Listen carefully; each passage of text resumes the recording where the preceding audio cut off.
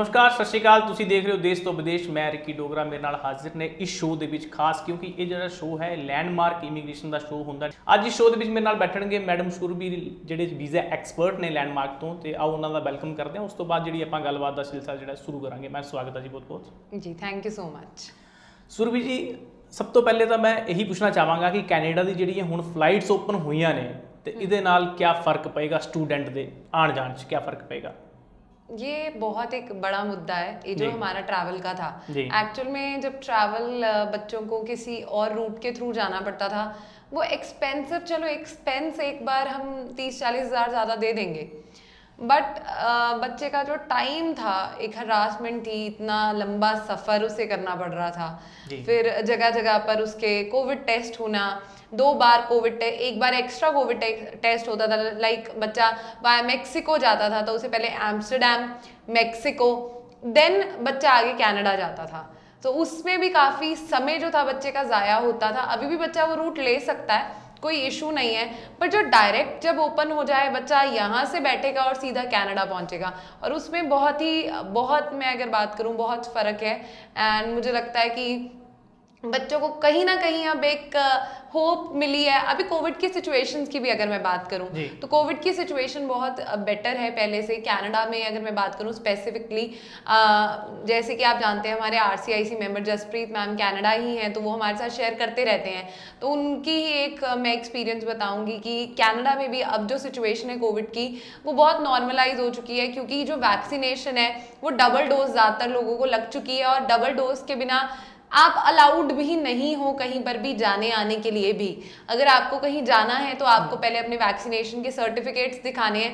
इसकी वजह से जो चीज़ें हैं वो इतनी नॉर्मल हो चुकी हैं कि जो अब डायरेक्ट फ्लाइट्स का सिलसिला है वो चलता रहेगा टिल द टाइम हम होप करते हैं कि कभी भी कोई ऐसी सिचुएशन अब ना आए कि बच्चों को दिक्कत आए या कोविड की सिचुएशन कोई वेव आए। अगर ऐसा कोई वेव नहीं आती है तो ये जो हमारी डायरेक्ट फ्लाइट्स हैं या नॉर्मल कंडीशन ही अगर मैं लगाऊं ट्रैवल जो है वो नॉर्मल रहेगा एंड बच्चों को आगे आने वाले समय में भी वीज़ा ज़्यादा बड़े लेवल पर देखने को मिलेंगे। बिल्कुल क्योंकि किसी ना किसी ਜਿਹੜੇ ਬੱਚੇ ਰਿਫਿਊਜ਼ ਹੋਏ ਨੇ ਪਿਛਲੇ ਜਿਹੜੇ ਕੋਵਿਡ ਪੀਰੀਅਡ ਦੇ ਦੌਰਾਨ ਤਾਂ ਉਹ ਬੱਚੇ ਕਿਸੇ ਨਾ ਕਿਤੇ ਪਰੇਸ਼ਾਨ ਸੀਗੇ ਕਿ ਦੁਬਾਰਾ ਅਪਲਾਈ ਕਰੀਏ ਕਿ ਨਹੀਂ ਕਰੀਏ।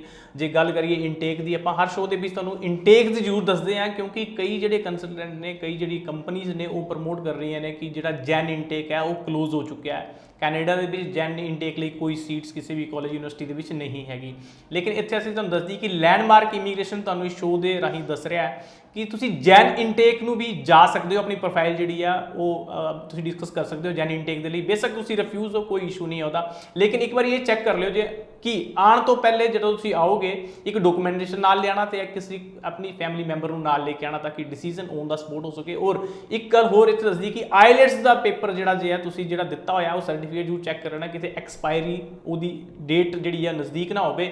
ਅਗਰ ਨਜ਼ਦੀਕ ਹੈ ਤਾਂ ਵੀ ਤੁਸੀਂ ਆਫਰ ਲੈਟਰ ਤਾਂ ਲੈ ਹੀ ਸਕਦੇ ਹੋ ਉਸੇ ਜਿਹੜਾ ਆਈਲੈਟਸ पेपर देगा। मैं की कहना चाहूँगा जेडे बच्चे रिफ्यूज़ हुए ने लेकिन हाल ही सोच रहे हैं कि जैन इनटेक लिए अप्लाई करिए कि नहीं करिए। जो बच्चे रिफ्यूज़ हुए हैं उनके पास 2 ऑप्शंस होते हैं। एक बच्चा जो रिफ्यूज़ होता है उसके पास पहला ऑप्शन ये है कि वो अपना डेफर करवा लेगा। डेफर करवा कर उसको एक ये अपॉर्चुनिटी मिल जाती है कि वो जनवरी इनटेक में उसी कॉलेज में जा सके जिस कॉलेज में उसने पहले वीज़ा लगाया था। बट वो बच्चा जिसका कॉलेज और कोर्स ही गलत था वो क्या करेगा तो उसके पास भी आज भी जनवरी के लिए ऑप्शंस अवेलेबल हैं एंड रिफ्यूज्ड बच्चे को जनवरी बहुत फीजिबल पड़ेगा। क्यों फीजिबल रहेगा क्योंकि उसकी जो बायोमेट्रिक्स है वो ऑलरेडी डन है। बायोमेट्रिक्स एक बहुत टाइम कंज्यूमिंग स्टेप है वीज़ा का क्योंकि बायोमेट्रिक की अपॉइंटमेंट मिलना बायोमेट्रिक होना उसके बाद वैलिडेशन होना फिर वीज़ा आता है। तो बायोमेट्रिक उस रिफ्यूज़ल क्लाइंट की 10 साल के लिए ऑलरेडी वैलिड है जो कि रिफ्यूज़ल क्लाइंट को नहीं करवानी पड़ती। तो जनवरी हाँ उनके लिए पॉसिबल है और हाँ उन्हें जनवरी में ज़रूर अपना लक ट्राई करना चाहिए एक बार पर देखना पड़ेगा कि आपने वो उसी कॉलेज में जा सकते हैं या उनको एक नया कॉलेज और नया कोर्स चूज़ करना पड़ेगा और उनकी स्टडीज़ के अकॉर्डिंग क्या अवेलेबिलिटी है ये सब जानने के लिए आपको ज़रूर डॉक्यूमेंट्स लेकर आना है। व्हाट्सएप भी कर सकते हैं, बट जितना ज़्यादा हो सके ऑफिस आए, क्योंकि बैठकर जो बात होती है, आप अपने डॉक्यूमेंट्स लेकर आएंगे, हम असेस करेंगे, तो उसमें एक थोड़ा सा डिफरेंस ਜ਼ਰੂਰ रहेगा। ਜੀ ਬਿਲਕੁਲ, ਤੁਸੀਂ ਜਿਹੜਾ ਤੇ ਲੈਂਡਮਾਰਕ ਦੇ ਆਫਿਸ ਜਿਹੜੇ ਨੇ ਵੱਖ-ਵੱਖ ਸ਼ਹਿਰਾਂ ਦੇ ਵਿੱਚ ਹੈਗੇ ਨੇ, ਜਿਵੇਂ ਲੁਧਿਆਣੇ ਦੀ ਗੱਲ ਕਰੀਏ, ਅੰਮ੍ਰਿਤਸਰ ਦੀ, ਮੋਗੇ ਬਠਿੰਡੇ ਦੀ ਗੱਲ ਕਰੀਏ, ਹਰ ਜਗ੍ਹਾ ਇਹਨਾਂ ਦੇ ਆਫਿਸ ਅਵੇਲੇਬਲ ਨੇ। ਤੁਸੀਂ ਕਿਤੇ ਵੀ ਜਾ ਕੇ ਜਿਹੜਾ ਜੇ ਹੈ ਉਹ ਨੀਅਰ ਬਾਈ ਜਿਹੜਾ ਤੁਹਾਨੂੰ ਆਫਿਸ ਪੈਂਦਾ ਹੈ, ਬੇਸ਼ੱਕ ਤੁਸੀਂ ਲੁਧਿਆਣੇ ਤੋਂ ਬਿਲੋਂਗ ਕਰਦੇ ਹੋ ਤਾਂ ਜ਼ਰੂਰੀ ਨਹੀਂ ਕਿ ਤੁਸੀਂ ਮੋਹਾਲੀ ਆਉਣਾ ਹੈ, ਮੇਨ ਹੈੱਡ ਆਫਿਸ ਆਉਣਾ ਹੈ। ਲੇਕਿਨ ਇਹਨਾਂ ਦਾ ਜਿਹੜਾ ਆਫਿਸ ਲੁਧਿਆਣੇ, ਤੁਸੀਂ ਉੱਥੇ ਵੀ ਜਾ ਕੇ ਵਿਜ਼ਿਟ ਕਰ ਸਕਦੇ ਹੋ। ਜਿਹੜੇ ਆਪਣੀ ਡਾਕੂਮੈਂਟੇਸ਼ਨ ਹੈ ਉਹ ਨਾਲ ਲੈ ਜਾਓ ਤੇ ਆਪਣੀ ਜਿਹੜੀ ਅਸੈਸਮੈਂਟ ਹੈ ਉੱਥੇ ਨਾਲ ਹੀ ਕਰਵਾਓ। ਉਹਦੇ ਨਾਲ ਹੀ ਤੁਹਾਨੂੰ ਦੱਸ ਦਿੱਤਾ ਜਾਏਗਾ ਕਿ ਵਾਕਈ ਤੁਸੀਂ ਕਿਹੜੇ ਕਾਲਜ ਯੂਨੀਵਰਸਿਟੀ ਲਈ ਐਲੀਜੀਬਲ ਹੋ, ਕਿਹੜਾ ਕੋਰਸ ਤੁਹਾਨੂੰ ਦਿੱਤਾ ਜਾਏਗਾ, ਔਰ ਤੁਹਾਡੇ ਪ੍ਰੋਫਾਈਲ ਨੂੰ ਦੇਖ ਕੇ ਹੀ ਇਹ ਡਿਸੀਜਨ ਹੁੰਦਾ ਹੈ। ਸਭ ਤੋਂ ਵੱਡੀ ਗੱਲ ਹੈ ਕਿ ਆਪਾਂ ਸੁਰਭੀ ਜੀ ਇੱਥੇ ਬਾਰ-ਬਾਰ ਇੱਕੋ ਗੱਲ ਕਹਿੰਦੇ ਕਿ ਜੈਨ ਇਨਟੇਕ ਤੇ ਲੈਂਡਮਾਰਕ ਦੇ ਕੋਲ ਕਿਹੜੇ-ਕਿਹੜੇ ਕਾਲਜ ਯੂਨੀਵਰਸਿਟੀਆਂ ਦੇ ਵਿੱਚ ਕੋਰਸ ਔਰ ਸੀਟਾਂ ਜਿਹੜੀਆਂ ਅਵੇਲੇਬਲ ਨੇ?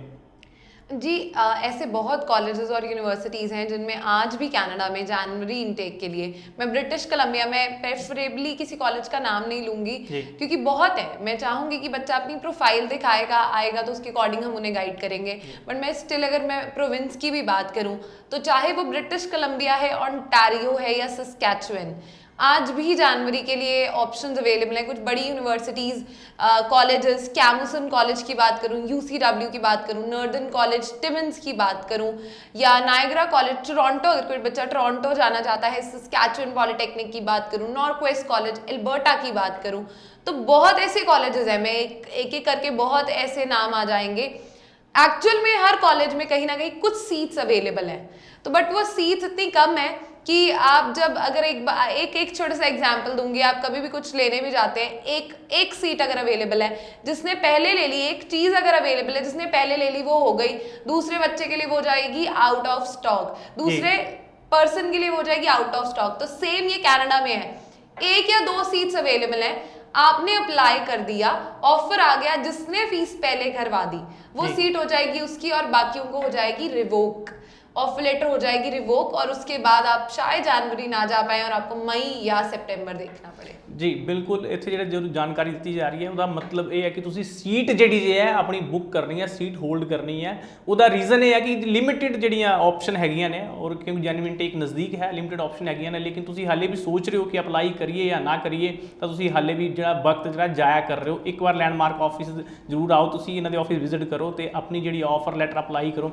ਅੱਛਾ ਸੁਰਭੀ ਜੀ, ਇੱਥੇ ਮੈਂ ਹੋਰ ਗੱਲ ਕਰਾਂ, ਜਿਹੜੇ ਲੇਟੈਸਟ ਰਿਫਿਊਜ਼ਲ ਦਾ ਸਾਹਮਣਾ ਕਰ ਰਹੇ ਨੇ ਬੱਚੇ, ਅਗਰ ਉਹ ਜੈਨ ਇਨਟੇਕ ਦੇ ਵਿੱਚ ਅਗਰ ਅਪਲਾਈ ਕਰਦੇ ਨੇ, ਮੰਨ ਲਓ ਕਿ ਉਹਨਾਂ ਦੀ ਐਕਸਪਾਇਰੀ ਜਿਹੜੀ ਹੈ ਆਈਲੈਟਸ ਦੀ ਜਿਹੜੀ ਡੇਟ ਹੈ ਉਹ ਨੀਅਰ ਨਜ਼ਦੀਕ ਹੀ ਹੈਗੀ ਹੈ, ਉਹਨਾਂ ਨੂੰ ਕੀ ਕਰਨਾ ਚਾਹੀਦਾ? ਆਈਲੈਟਸ ਦੁਬਾਰਾ ਕਰਨ ਜਾਂ ਫਿਰ ਜੈਨ ਇਨਟੇਕ ਉਹਨਾਂ ਲਈ अवेलेबल है?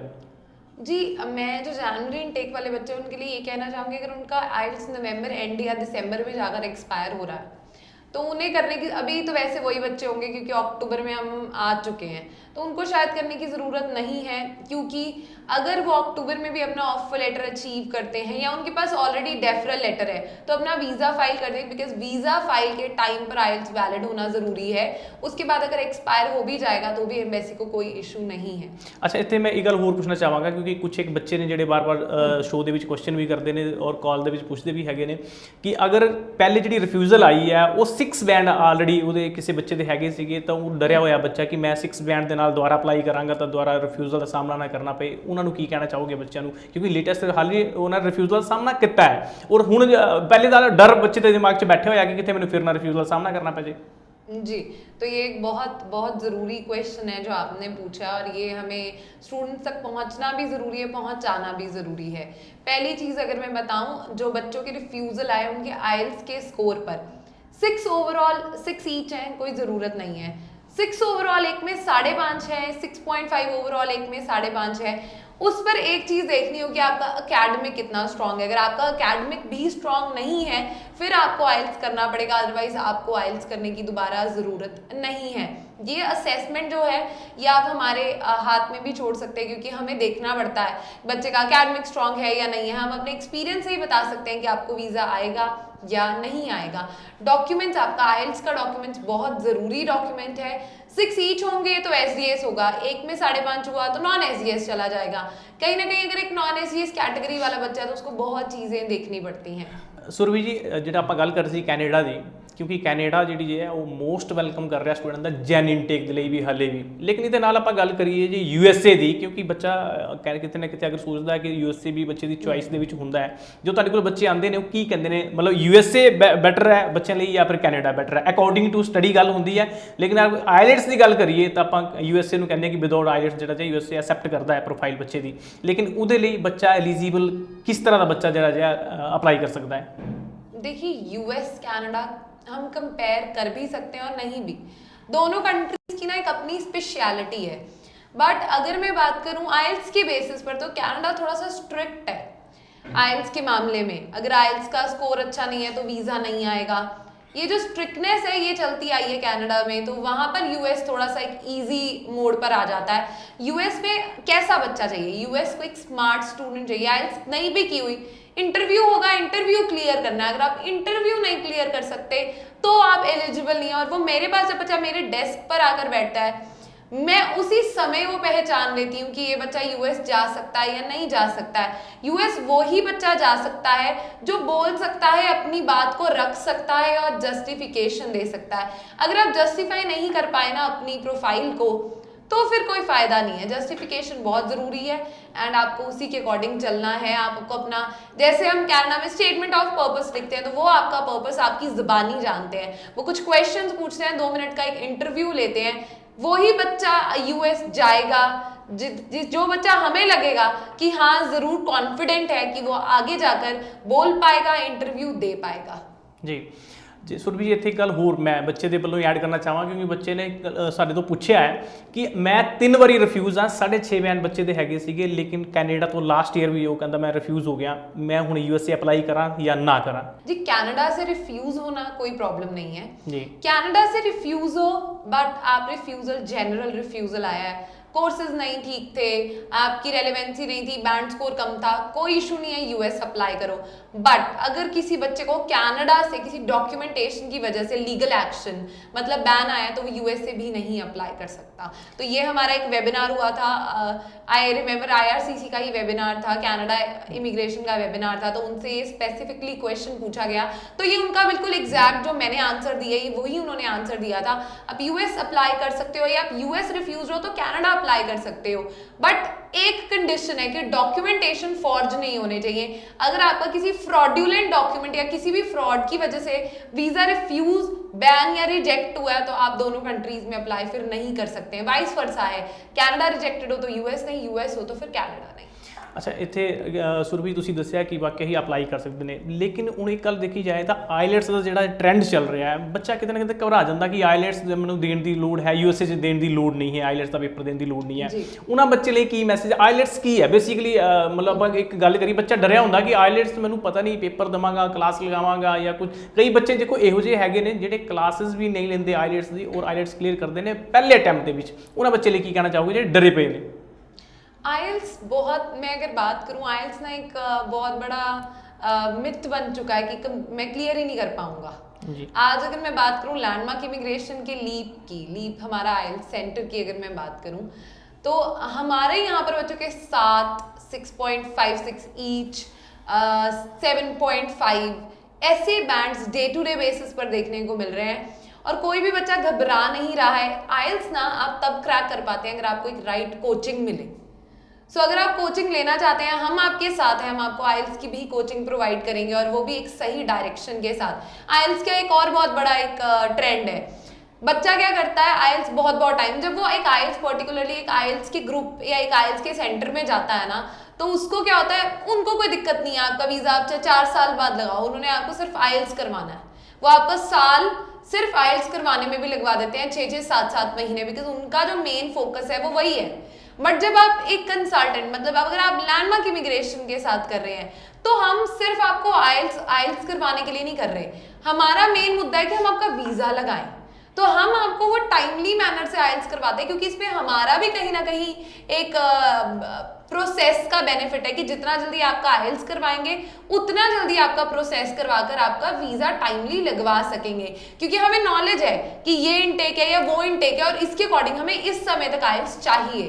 तो ये एक्सपीरियंस आपको सिर्फ आइल्स का नहीं, आइल्स के साथ साथ आपको वीज़ा का एक्सपीरियंस भी साथ साथ मिलता रहेगा। और एक और एग्जाम्पल देना चाहूँगी, हमारे ना ऑफिस में ही सेमिनार्स होते रहते हैं डे टू डे बेसिस पर, कभी UCW, university of Fraser valley, BSBI, UE, Germany से, कनाडा से, कमूसन कॉलेज आए थे, सस्कैचुअन पॉलिटेक्निक का रिसेंटली हुआ था, त्रिबास कॉलेज का रिसेंटली हुआ था।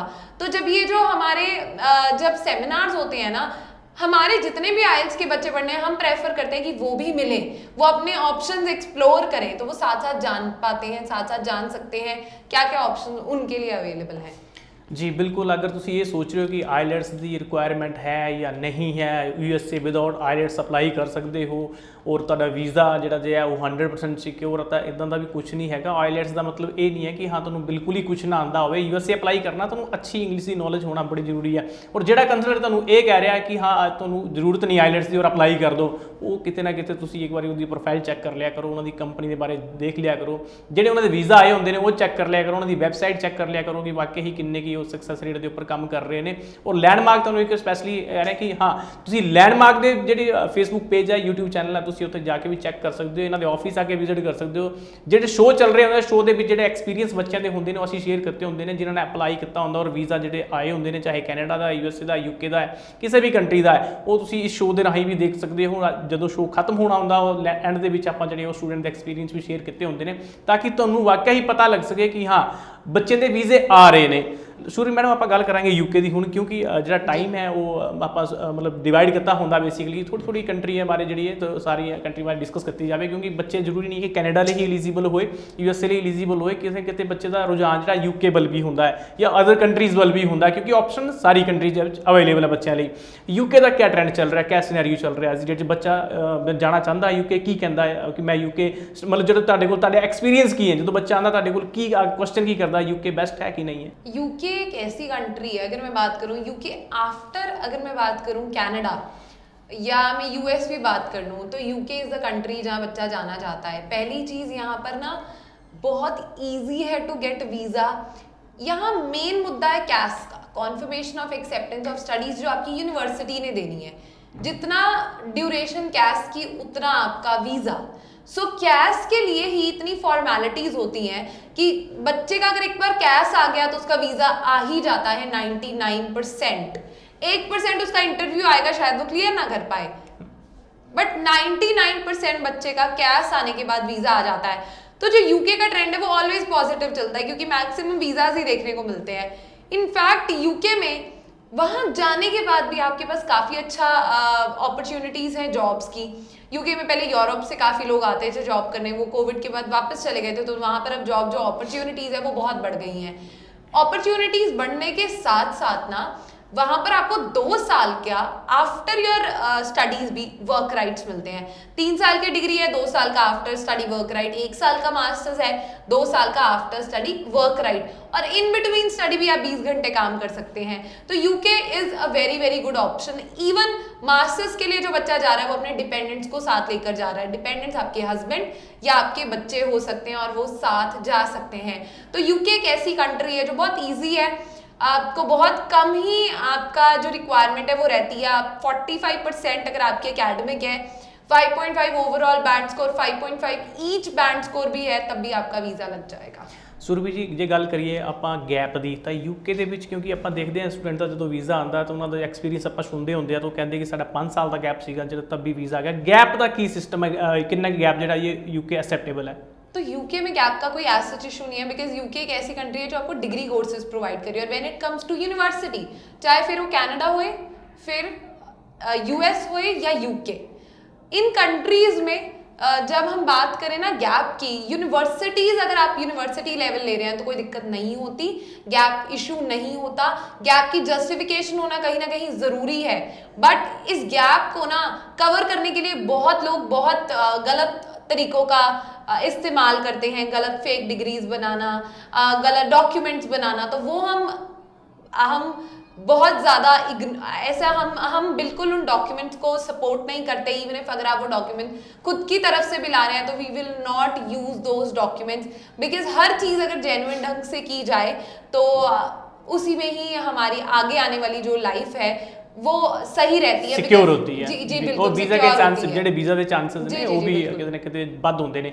ਔਰ ਲੈਂਡਮਾਰਕ ਇਮੀਗ੍ਰੇਸ਼ਨ ਤੁਹਾਨੂੰ ਸਪੈਸ਼ਲੀ ਇਸ ਸ਼ੋਅ ਦੇ ਰਾਹੀਂ ਅਵੇਅਰ ਵੀ ਕਰਦਾ ਹੈ ਕਿ ਹਾਂ ਕੋਈ ਵੀ ਆਪਣੇ ਪ੍ਰੋਫਾਈਲ ਦੇ ਨਾਲ ਛੇੜਖਾਨੀ ਤੁਸੀਂ ਆਪਣੇ ਵੱਲੋਂ ਨਾ ਕਰਿਆ ਕਰੋ। ਚੁਆਇਸ ਜਿਹੜੀ ਜੇ ਕਈ ਵਾਰੀ ਆਪਾਂ ਕੈਨੇਡਾ ਦੀ ਯੂਕੇ ਦੀ ਗੱਲ ਕਰਦੇ ਹਾਂ, USA ਦੀ ਗੱਲ ਕਰਦੇ ਹਾਂ, ਤਾਂ ਜੇ ਆਪਾਂ ਜਿਵੇਂ ਕੈਨੇਡਾ ਦੀ ਪ੍ਰੋਵਿੰਸ ਦੀ ਗੱਲ ਕਰਦੇ ਹਾਂ ਤਾਂ ਬੱਚਾ ਕਹਿ ਦਿੰਦਾ ਕਿ ਮੈਂ ਤਾਂ ਜਾਣਾ ਹੀ ਟੋਰੰਟੋ ਹੈ ਜੀ, ਮੈਨੂੰ ਉੱਥੇ ਹੀ ਭੇਜੋ। ਲੇਕਿਨ ਤੁਹਾਡੇ ਪ੍ਰੋਫਾਈਲ ਦੇ ਅਕੋਰਡਿੰਗ ਜੇ ਆਪਾਂ ਗੱਲ ਕਰੀਏ ਤੁਸੀਂ ਉਸ ਦਾ ਟੋਰੰਟੋ ਲਈ ਐਲੀਜੀਬਲ ਹੀ ਨਾ ਹੋ, ਉੱਥੇ ਤੁਹਾਨੂੰ ਉਹ ਕੋਰਸ ਨਾ ਮਿਲ ਪਾਏ ਤਾਂ ਲੇਕਿਨ ਫਿਰ ਵੀ ਅਗਰ ਦੇਖਿਆ ਜਾਏ ਤਾਂ ਕਈ ਵਾਰ ਬੱਚਾ ਜਿੱਦ ਤੇ ਅੜ ਜਾਂਦਾ, ਤੇ ਇਹੋ ਜਿਹੀ ਜਿੱਦ ਜਿਹੜੀ ਹੈ ਤੁਹਾਡੇ ਪ੍ਰੋਫਾਈਲ ਨੂੰ ਕਿਤੇ ਨਾ ਕਿਤੇ ਰਿਫਿਊਜ਼ਲਬਲ ਲੈ ਜਾਂਦੀ ਹੈ।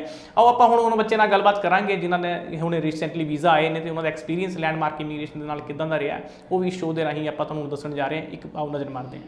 ਸਤਿ ਸ਼੍ਰੀ ਅਕਾਲ ਜੀ। ਸਾਡੇ ਨਾਲ ਆਫਿਸ ਪਹੁੰਚ ਚੁੱਕੇ ਨੇ ਮਨਪ੍ਰੀਤ ਸਿੰਘ ਔਜਲਾ ਲੁਧਿਆਣਾ ਤੋਂ ਆਪਣਾ ਵੀਜ਼ਾ ਲੈਣ ਲਈ। ਸਭ ਤੋਂ ਪਹਿਲਾਂ ਇਹਨਾਂ ਨੂੰ ਵੀਜ਼ਾ ਹੈਂਡਓਵਰ ਕਰਦੇ ਹਾਂ। ਕੰਗ੍ਰੈਚੁਲੇਸ਼ਨ ਮਨਪ੍ਰੀਤ।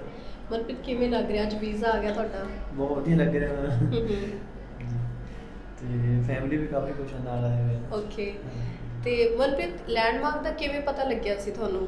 ਮੈਂ ਐਕਚੁਅਲੀ ਮੇਰਾ ਇੱਕ ਕਜ਼ਨ ਸੀਗਾ, ਉਹਨੇ 4-5 ਸਾਲ ਪਹਿਲਾਂ ਤੁਹਾਡੇ ਤੋਂ ਵੀਜ਼ਾ ਲਗਵਾਇਆ ਸੀਗਾ। ਓਕੇ, ਤੇ ਕਿਉਂਕਿ ਮੇਰੀਆਂ ਰਿਫਿਊਜ਼ਲ ਸੀਗੀ ਤੇ ਉਸ ਤੋਂ ਬਾਅਦ ਉਹਨੇ ਮੈਨੂੰ ਇੱਥੇ ਰੈਫਰ ਕੀਤਾ ਵੀ ਤੁਹਾਨੂੰ ਇੱਥੇ ਜਾਣਾ ਚਾਹੀਦਾ ਹੈ। ਅੱਛਾ ਜੀ, ਪਹਿਲਾਂ ਤੁਹਾਡੇ 2 ਰਿਫਿਊਜ਼ਲ ਸੀਗੀਆਂ। ਓਕੇ, ਅਦਰ ਇਮੀਗ੍ਰੇਸ਼ਨ ਤੋਂ ਸੀ? ਹਾਂਜੀ, ਅਦਰ ਓਕੇ, ਫਿਰ ਤੁਹਾਡਾ ਲੈਂਡਮਾਰਕ ਤੇ ਕਿਵੇਂ ਟਰਸਟ ਬਣਿਆ ਕਿ ਤੁਹਾਡਾ ਲੈਂਡਮਾਰਕ ਤੋਂ ਵੀਜ਼ਾ ਆ ਜਾਏਗਾ? ਮੈਮ ਐਕਚੁਅਲੀ ਮੇਰੇ ਕਜ਼ਨ ਦਾ ਵੀ ਉਹਦੀ ਪਹਿਲਾਂ ਇੱਕ ਰਿਫਿਊਜ਼ਲ ਸੀਗੀ ਤੇ ਉਸ ਤੋਂ ਬਾਅਦ ਵੀ ਉਹਨੇ ਇੱਥੇ ਅਪਲਾਈ ਕੀਤਾ ਸੀਗਾ, ਇਸ ਕਰਕੇ ਜ਼ਿਆਦਾ ਟਰਸਟ ਬਣਿਆ ਸੀਗਾ ਵੀ ਉਹਦਾ ਜਦੋਂ ਨਿਕਲ ਗਿਆ ਸੀ ਤਾਂ ਮੇਰਾ ਵੀ ਹੋ ਸਕਦਾ ਹੈ। ਓਕੇ, ਤੇ ਮਨਪ੍ਰੀਤ ਤੁਹਾਡੀ ਇੰਡੀਆ ਦੀ ਸਟੱਡੀ ਕੀ ਸੀ ਔਰ ਆਈਲਟਸ ਬੈਂਡ ਸਕੋਰ ਕੀ ਸੀ ਤੁਹਾਡੇ? ਮੈਮ ਇੰਡੀਆ ਮੈਂ +2 ਕੀਤੀ ਸੀਗੀ ਹਿਊਮੈਨਿਟੀਜ਼ ਤੇ ਮੈਮ ਹੁਣ ਆਈਲਟਸ ਸਕੋਰ ਮੇਰਾ 8 ਸੀਗਾ 6 ਓਵਰਆਲ। ਓਕੇ, ਤੇ ਇੰਡੀਆ 'ਚ ਤੁਸੀਂ +2 ਕੀਤੀ ਹੈ ਤੇ ਕਿਹੜੇ ਈਅਰ 'ਚ ਕੀਤੀ ਹੈ? ਮੈਂ 2018 ਦੇ ਵਿੱਚ ਕੀਤੀ। 18 'ਚ। ਉਸ ਤੋਂ ਬਾਅਦ ਗੈਪ ਹੀ ਹੈ ਤੁਹਾਡਾ? ਹਾਂਜੀ, ਮੈਂ 2 ਇਅਰ ਦਾ ਗੈਪ ਸੀਗਾ। ਓਕੇ, ਫਿਰ ਵੀ ਆ ਤੁਹਾਡਾ ਵੀਜ਼ਾ ਆ ਗਿਆ ਹੈ ਨਾ। ਤੇ ਹੁਣ ਕਿਹੜੇ ਕਾਲਜ ਔਰ ਕੋਰਸ ਤੁਸੀਂ ਜਾ ਰਹੇ ਹੋ? ਮੈਮ ਮੈਂ ਲਾਇਰਿਸਟ ਕਾਲਜ ਜਾ ਰਿਹਾ ਤੇ ਸੋਸ਼ਲ ਸਰਵਿਸ ਵਰਕਰ ਮੇਰਾ ਪ੍ਰੋਗਰਾਮ ਹੈ। ਹਾਂਜੀ।